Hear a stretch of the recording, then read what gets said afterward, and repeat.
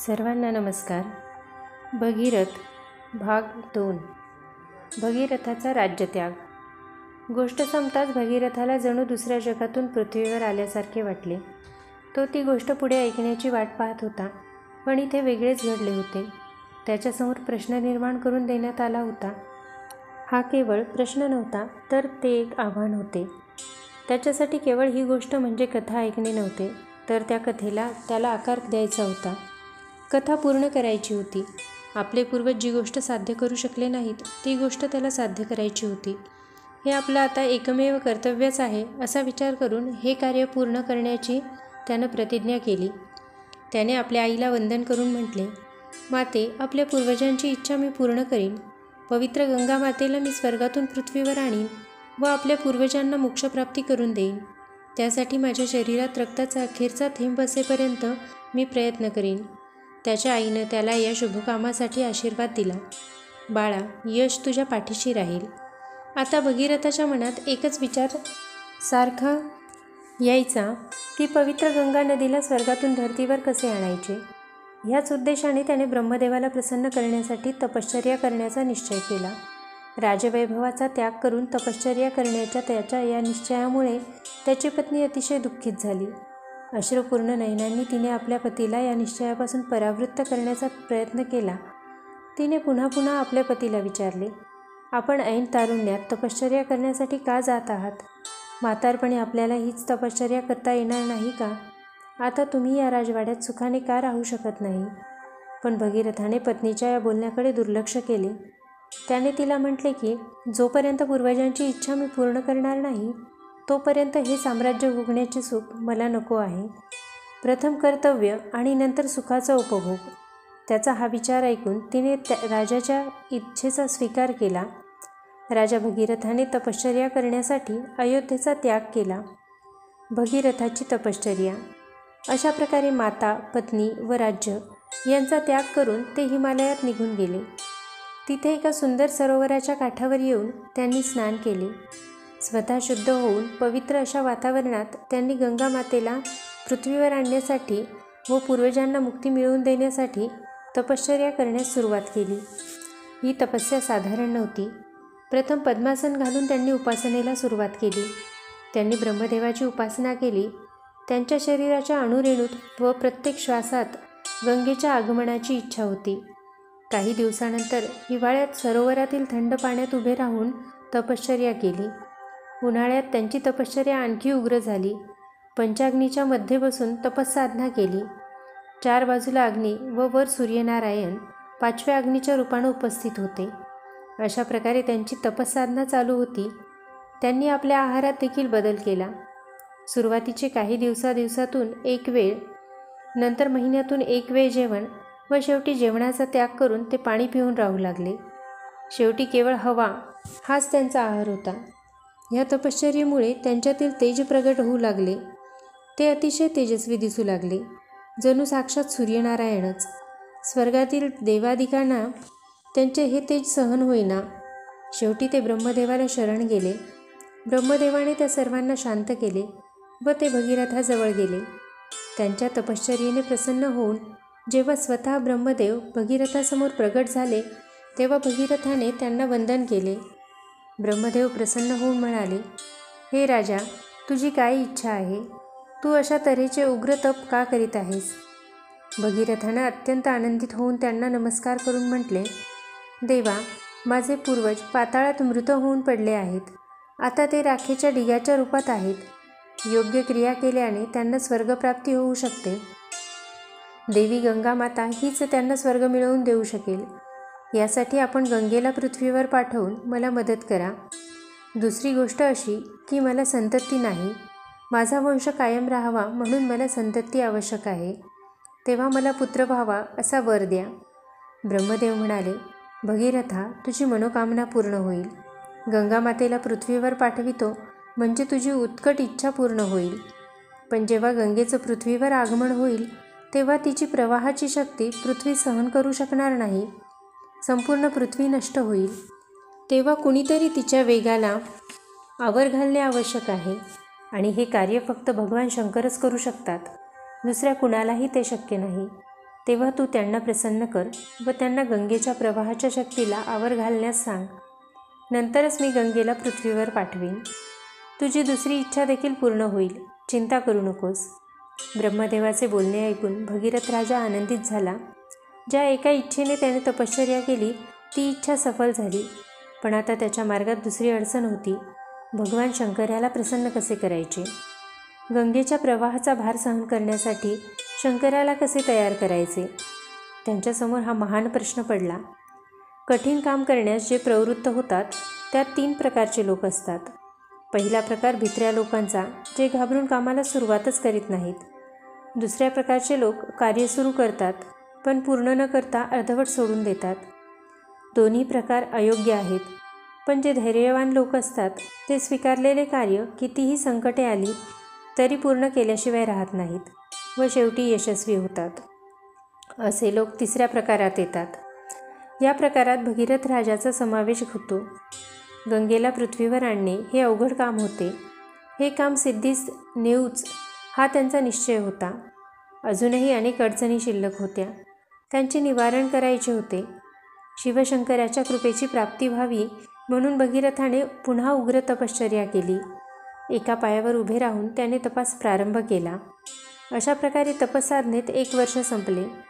भगीरथाच्या तपश्चर्येने शंकर प्रसन्न झाले व त्यांनी राजाला विचारले, भगीरथा, तुझी काय इच्छा आहे?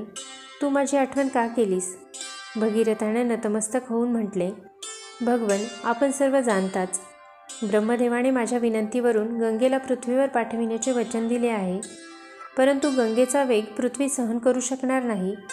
तिला धारण करण्याची शक्ती फक्त आपल्यातच आहे. आपण तिच्यावर नियंत्रण ठेवू शकता. शंकर हसून म्हणाले, ठीक आहे, तथास्तु.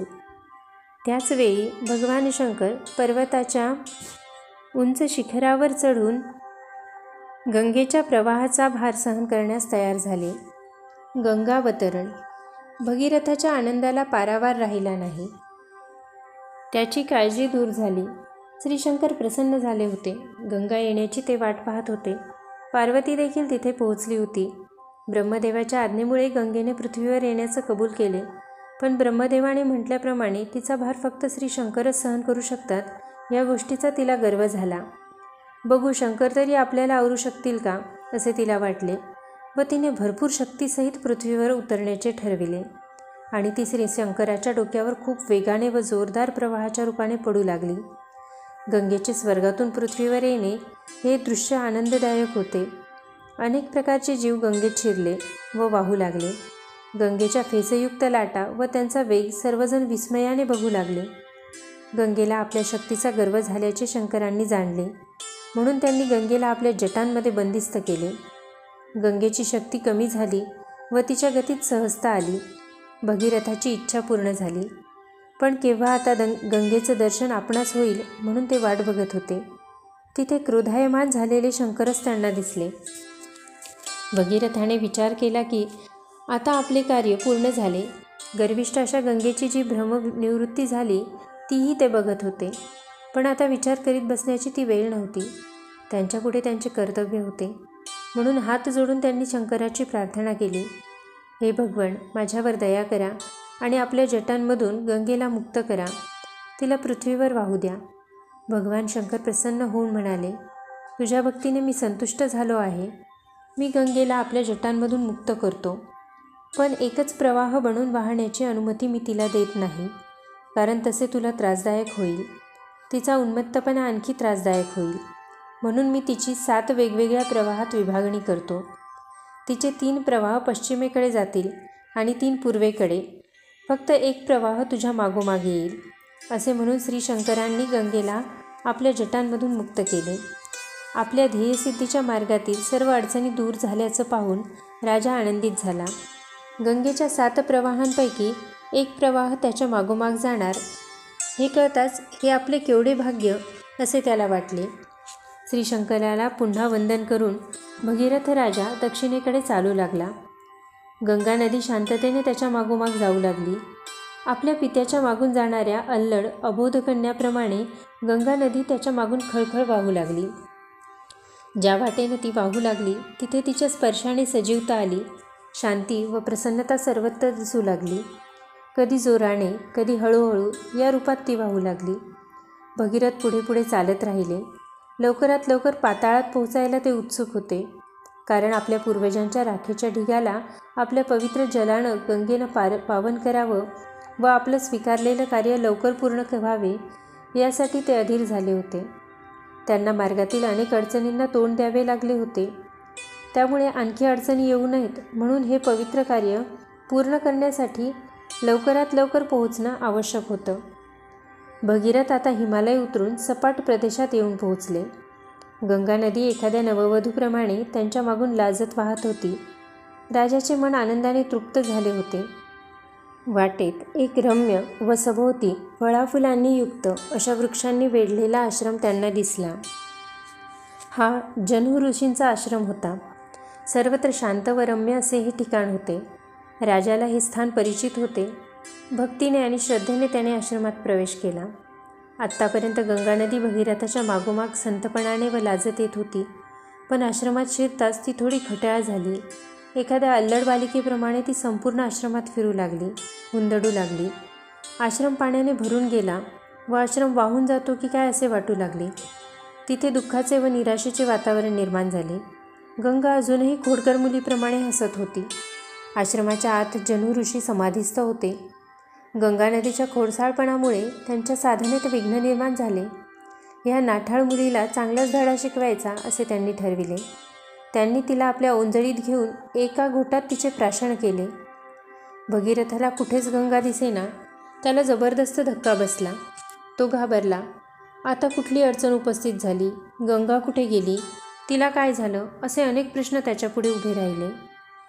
गंगा जन्हू ऋषींच्या आश्रमात नाहीशी झाली होती म्हणून भगीरथाला वाटले जन्हू ऋषींना काय घडलं ते माहीत असावे.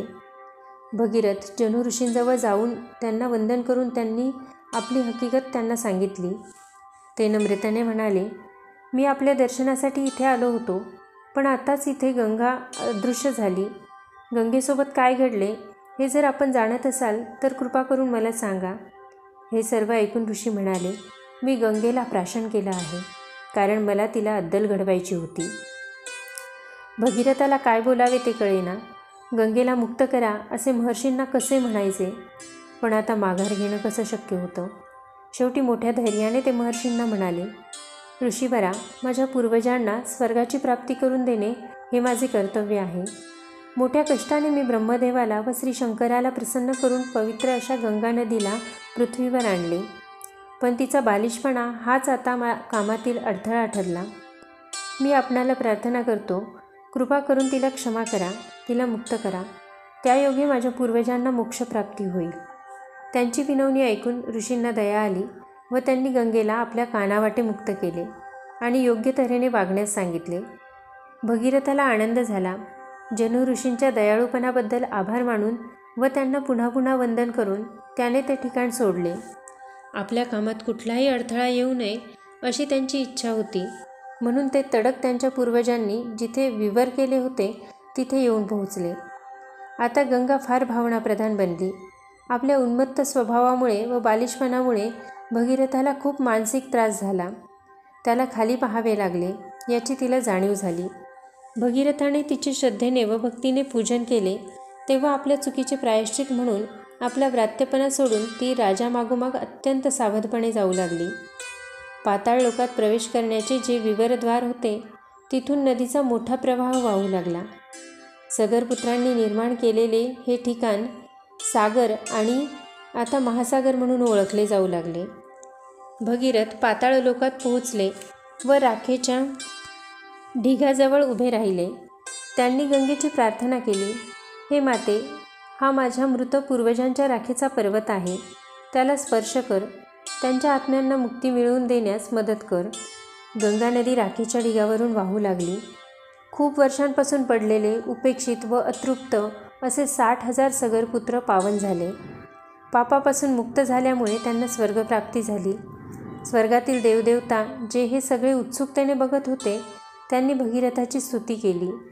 आपल्या जीवनातील एक पवित्र असं कार्य त्यांनी पार पाडले होते, म्हणून त्यांच्या आनंदाला सीमा नव्हती. त्यांनी सर्व देवदेवतांना व गंगा मातेला वंदन केले. प्रत्येकजण त्यांची प्रशंसा करीत होता. गंगेला निरनिराळ्या नावांनी संबोधून सर्वजण तिला प्रणाम करू लागले. भगीरथाच्या मुलीप्रमाणे त्याला अनुसरली म्हणून ती प्रथम भागीरथी म्हणून ओळखली जाऊ लागली. नंतर ती त्रिपथगा म्हणून प्रसिद्ध झाली, कारण ती तिन्ही लोकातून म्हणजे स्वर्ग, पृथ्वी, पाताळ यामधून वाहिली. जनु ऋषींच्या कानातून वाहिल्यामुळे त्यांची कन्या जान्हवी असं तिचं नाव पडले. भगीरथ आपल्या राजधानीत परत आले. भगीरथांनी स्वर्गातील गंगा नदीला पृथ्वीवर आणण्याचे मोठे अवघड काम केले. त्यामुळे त्यांची जिकडे तिकडे प्रशंसा होऊ लागली. वेगवेगळ्या नावाने गंगेचे पूजन होऊ लागले. लोक भगीरथांना जीवनदाता व महान पुरुष संबोधू लागले. त्यांची आई अधीरपणे त्यांची वाट पाहत होती. राजमहालात जाऊन त्यांनी आईला वंदन केले. अनेक संकटांना तोंड देऊन फार मोठे व अवघड असे काम त्यांनी केले होते. त्यामुळे त्याची आई अतिशय आनंदित झाली होती. तिने आपल्या मुलाला आलिंगन दिले व शुभाशीर्वाद दिला. हे महान कार्य पूर्ण करून आपल्या प्रजेला सुखी करून भगीरथांनी खूप वर्ष राज्यकारभार केला. एक उत्तम राजा म्हणून राज्यात व प्रजेमध्ये त्यांचा लौकिक वाढला. याच गोष्टीमुळे एखादे अवघड कार्य पार पाडण्यास जे अतोनात प्रयत्न करावे लागतात त्याला भगीरथ प्रयत्न असे म्हटले जाते. मोठ्या कठीण परिस्थितीत भगीरथांनी गंगेला निर्जल अशा वाळवंटी प्रदेशात आणले व सर्वत्र हिरवळ उत्पन्न केली. गंगेच्या प्रवाहामुळे जमीन सुपीक व समृद्ध झाली. अशा तऱ्हेनं आपल्या पूर्वजांबरोबरच राजाने पुढील पिढीला देखील सुखी व समृद्ध केले. भगीरथांनी गंगेला स्वर्गातून पृथ्वीवर कसे आणले ही कथा म्हणजेच गंगावतरण. ही कथा अजूनही संस्मरणीय आहे आणि नेहमीच राहील. भगीरथांची कर्तव्यनिष्ठा, दृढनिश्चय, कुठल्याही परिस्थितीवर मात करून ध्येय गाठण्याची जिद्द या कथेतून दिसून येते. भगीरथांची इच्छाशक्ती दैदिप्यमान हिऱ्याप्रमाणे तेजस्वी व दृढ होती. ही कथा म्हणजे प्रबळ इच्छाशक्तीचे आणि महान यज्ञ सामर्थ्याचे एक उत्कृष्ट उदाहरण आहे. धन्यवाद.